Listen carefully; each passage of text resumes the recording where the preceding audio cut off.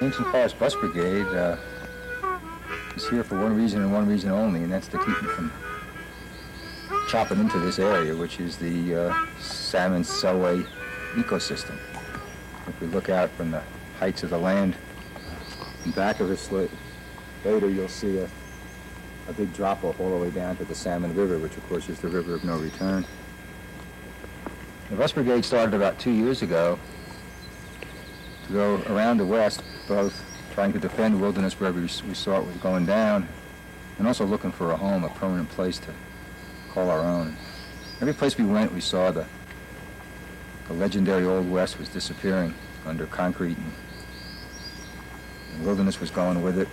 And it was kind of a sad 2-year journey, but then we found central Idaho. We got here and took one look around and smiled at each other and said, this is it. This is the place to make our home, to call our home, and then to fight for. And so that's why this campaign started. And last year it was a small number of people, 20, 25, 30, doing the best we could to slow them down building the roads. They plan 145 miles of roads in what is presently a roadless area. And of course we know now that the roads cause more devastation than anything.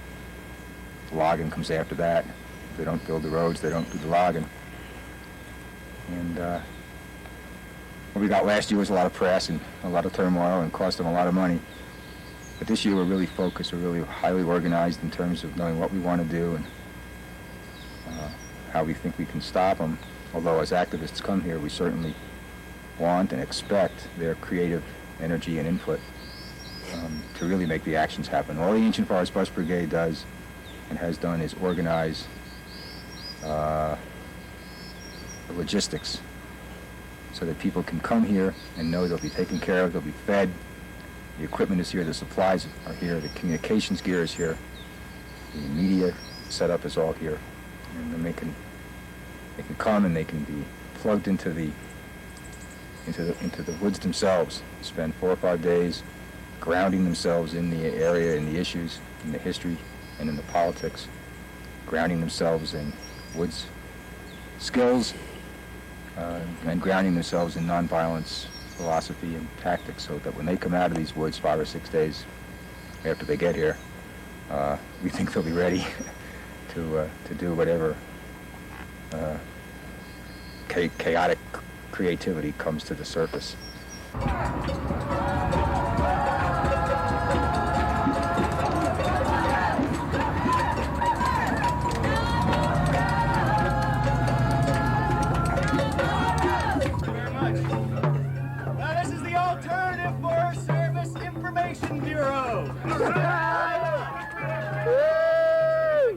So the hardest problem I've found out here is being able to tell the loggers from the earth-firsters. I don't know what it is. They're tricky sons of bitches. Camouflage. Camouflage is the best defense. You gotta look like them. Think like them. Act like them. It's gotta play and be like them.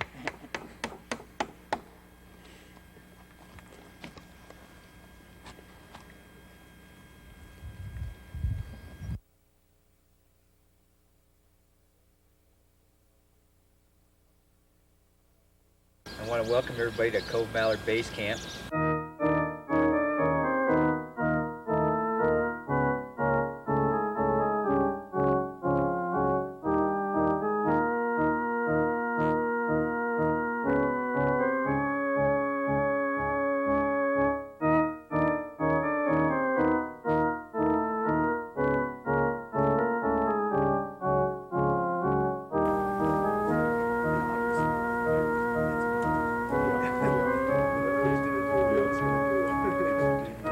Forest Service is a perfect company. It's just too many people on the porch. So what's it like running the kitchen for all these people? It's fun because we have a lot of people that help, and the people that help are really good people, and they know what they're doing, and they're anxious to help. Without everybody's help, none of this would ever get done. Right. Well, you look a little out of place in this kitchen. This is my home kitchen. This is where I cooked since we've been on the road the last 20 months. Who's we? The Ancient Forest Bus Brigade. All right. So how many people you anticipate feeding? I have no idea. Anywhere from hundreds to maybe 1,000, we hope. All right. That'll get up there. So what's the word to get people out here? It's the last biggest wilderness left to save. There's none as big as this in the lower 48 states left. Huh.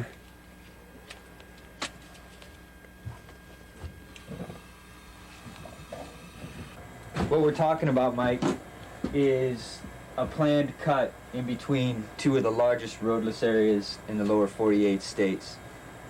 There's a map right here, the cut area. And we need your help. Yep, sure do. Yeah! Yeah!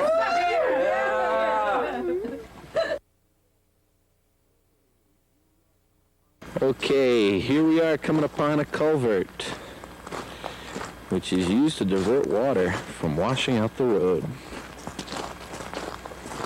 Notice how the road is falling into the stream and washing through the culvert.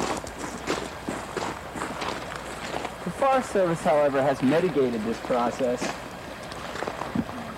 by placing hay bales in the way. These hay bales are sunk in a good foot of silt. This is the 10th or 11th culvert we passed Oh my God. in a half a mile or so. Thanks for getting my shoe, Ron. No problem. The roadway is very soft. It's being washed away. There's going to be a lot of silt that comes out of this one, gang. This culvert is half buried by the sediment. Sediment which is coming from this road cut, which, as you can see, has completely collapsed into the stream bed.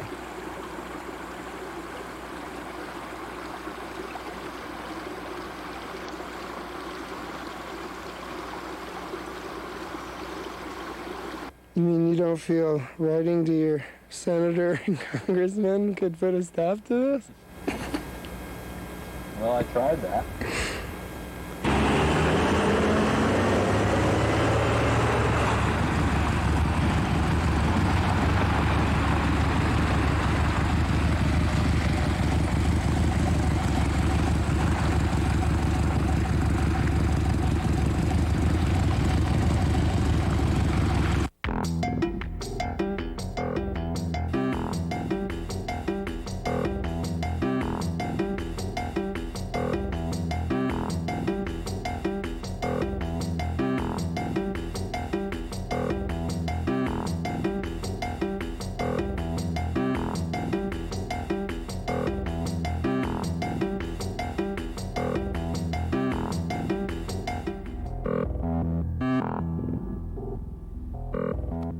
Our forests down in Georgia have been destroyed. They're pretty much tree farms. We don't have any more wilderness down there. It's all owned by Georgia Pacific, and I don't want that happening out here. We have a chance to save our lands, and we need to. And I want to be a part of saving it, so I'm trying to save it.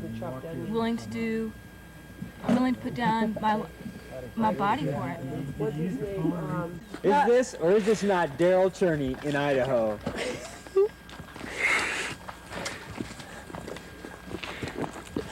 The rumor has it around here, Becky, Detroit, and that if any clear cuts occur this summer, we will have a joined one matching your head. Is it the truth or just rumor? No, actually the truth is that... we'll see when it happens, whether it's the truth or just rumor. It can only be rumor at this point. Hopefully nothing will get cut. This is a nice, pretty healthy head of hair. Look at all this old growth back here, and then the endangered species would never survive without the old growth. So. But even this stuff's important, these little trees. No more can go.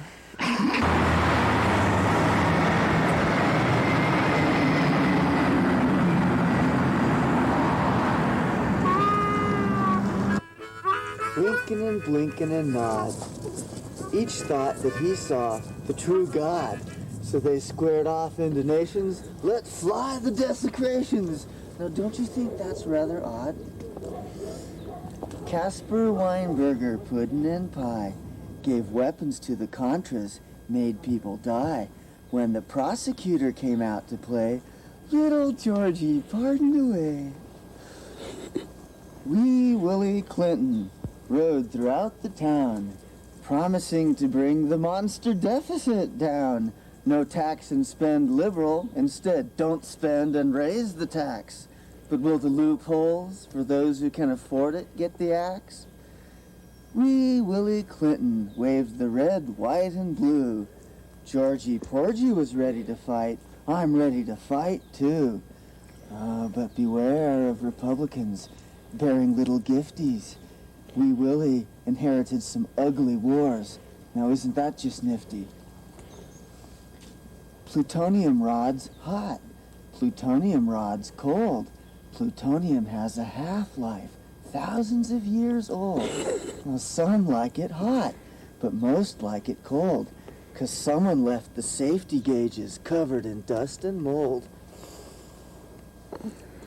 Taffy was a rich man. Taffy was a thief. Taffy made financial choices, caused a lot of grief. So I went up to Taffy's house and left a teepee streamer and a potato in the smokestack of his brand new Beamer. But Taffy was a rich man. He called the police. They take care of Taffy like they would their own niece. So you better look sharp and you better look good, or they're gonna shake you down in Taffy's neighborhood. So I went down to Taffy's factory on the dirty side of town. I took a can of napalm and I burned the fucker down. 3 little kittens couldn't bear their kittens, and they began to cry. Oh, mother dear, see here, see here. We've aborted our kitties and hung them out to dry. Naughty little kittens, you've blood on your mittens. How dare you make your little babies die?